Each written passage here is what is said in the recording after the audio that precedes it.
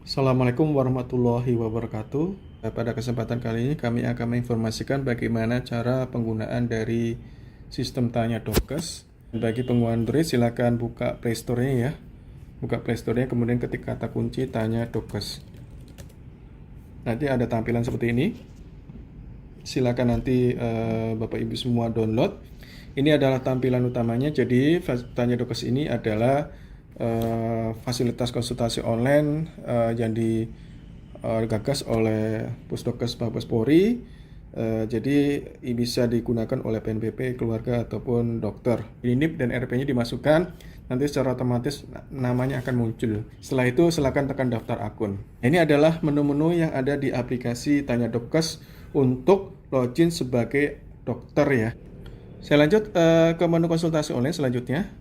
Di menu konsultasi online ini kita bisa berkonsultasi dengan dokter yang ada di FKTP yang sedang online, yang paling dekat di wilayah kita masing-masing. Ada tombol tersedia ini berarti beliau sedang online ya, seperti itu, sedang online. Tapi jika abu-abu seperti ini dua-duanya berarti beliau sedang tidak online, seperti itu. Nah, di sini Bapak Ibu semua bisa berkonsultasi langsung dengan dokter, bisa kirim teks ya, pesan seperti ini, ditekan tombol ini ya. Setelah kirim pesan ditekan tombol ini, ujung ini tekan. Nah, kita juga bisa kirim gambar ya, bisa kirim gambar. Saya contohkan kirim salah satu gambar.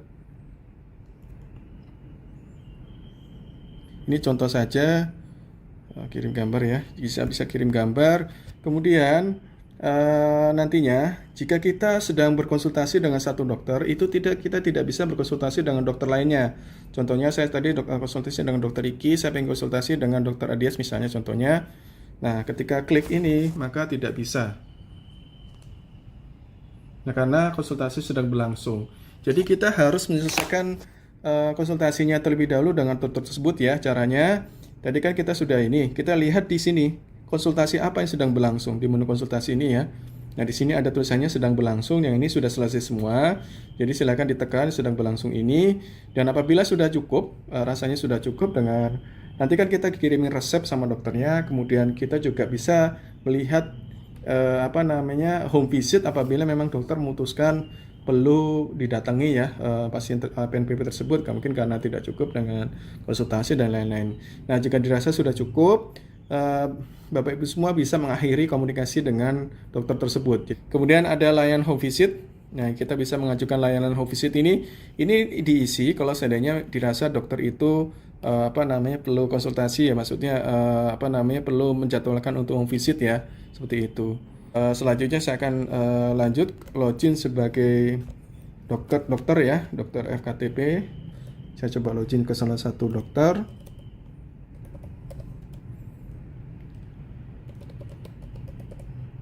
Ya, lihatnya seperti itu.